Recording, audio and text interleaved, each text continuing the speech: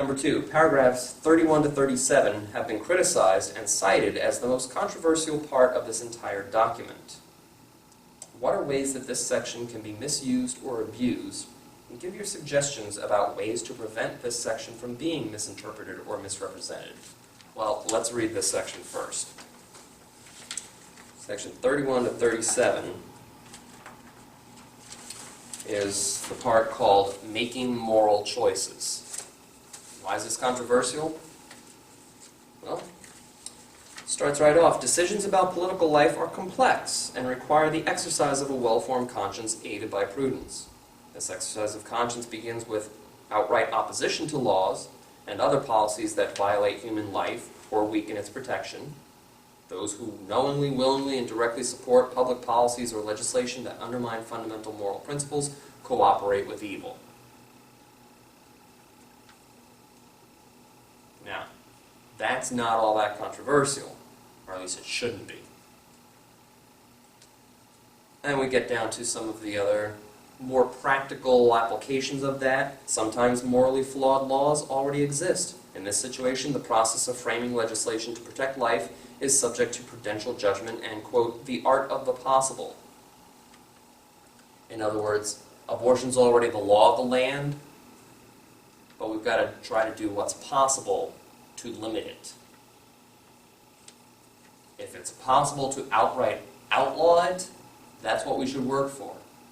We're not there yet. We've got a lot more evangelizing to do to get the votes that will elect the presidents and train the future justices that will be appointed by those presidents so that it can be overturned in the courts, as well as to get the electorate trained to understand that they need to elect legislators who also put it into law, either as a human life amendment or whatever. We're not at that point yet, so we do have to focus on what is possible. That's what it says. At times, this process may restore justice only partially or gradually. For example, Pope John Paul II taught that when a government official who fully opposes abortion cannot succeed in completely overturning a pro-abortion law, he or she may work to improve protection for unborn human life, quote, limiting the harm done by such a law, unquote, and lessening its negative impact as much as possible.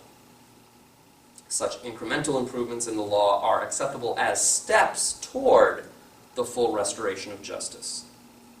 However, Catholics must never abandon the moral requirement to seek full protection for all human life from the moment of conception until natural death. Just because we get some waiting period, or we get some requirement for sonograms, doesn't mean that our responsibility ends there and we just throw up our hands and like, well, abortion's going to be the law of the land forever and ever, amen. That is not our teaching. But in the meantime, until that day comes, we are supposed to take the baby steps. Now, the really controversial part of this comes down to paragraphs 34, 35, and 36, where we get to Catholics often face difficult choices about how to vote. This is why it is so important to vote according to a well-formed conscience that perceives the proper relationship among moral goods. A Catholic cannot vote for a candidate who takes a position in favor of an intrinsic evil, such as abortion or racism, if the voter's intent is to support that position. Got that? Any candidate who says, yay, Planned Parenthood, who says, yay, I support a woman's choice to murder her baby, cannot be voted for. End of discussion. Now, again, that's not where our responsibility ends, not just with a vote, because it says, at the same time, a voter should not use a candidate's opposition to an intrinsic evil to justify indifference or inattentiveness to other important moral issues involving human life and dignity. So just because one candidate says, yay, abortion, doesn't mean that you automatically go for the other candidate regardless of any of their other policy positions. Got to look at everything. This is why it's important to actually be involved in all stages of the political process, not just show up on the the first Tuesday after the first Monday in November and cast a vote. Get involved in the primary process.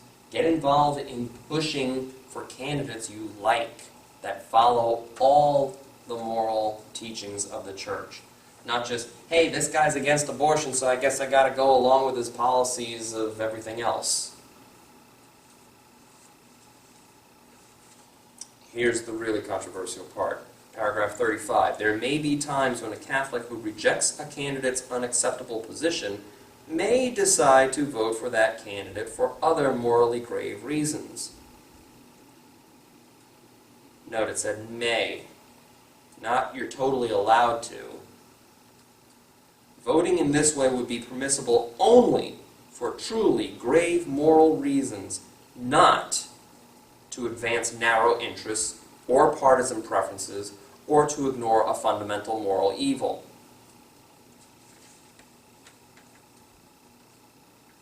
So this is where we get down to the questions of, well, I don't like his position on abortion, but I'm going to ignore it. I'm going to overlook it because he's got a certain letter in parentheses after his name.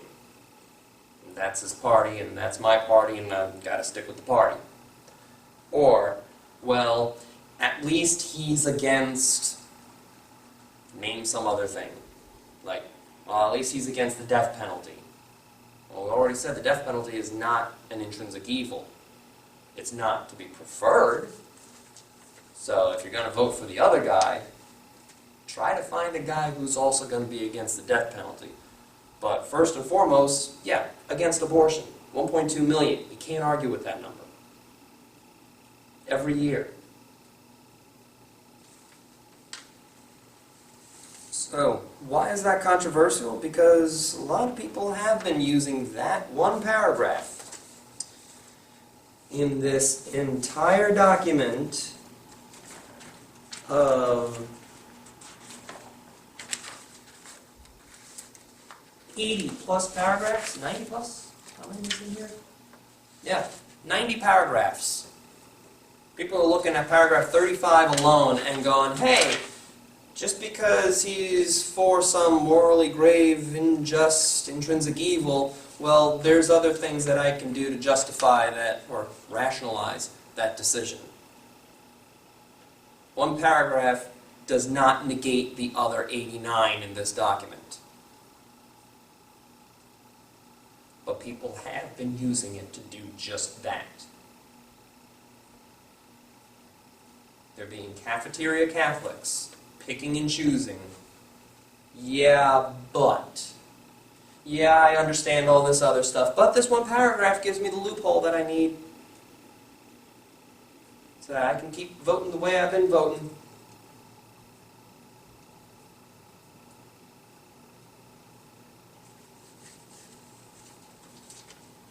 This is actually the most controversial part, the one that got the most attention. In spite of what the co-author said before, I mentioned before that Knox said that the idea that you can be Catholic and political and be good all at the same time is the most radical, most controversial thing. Yeah, great spin on it, but really the most controversial thing is that that paragraph was included in this document without sufficient context, without sufficient explanation, without sufficient teaching from the parish level to the diocese on up. The USCCB published this document and went, here you go, hope some of you read it. That's the controversial part.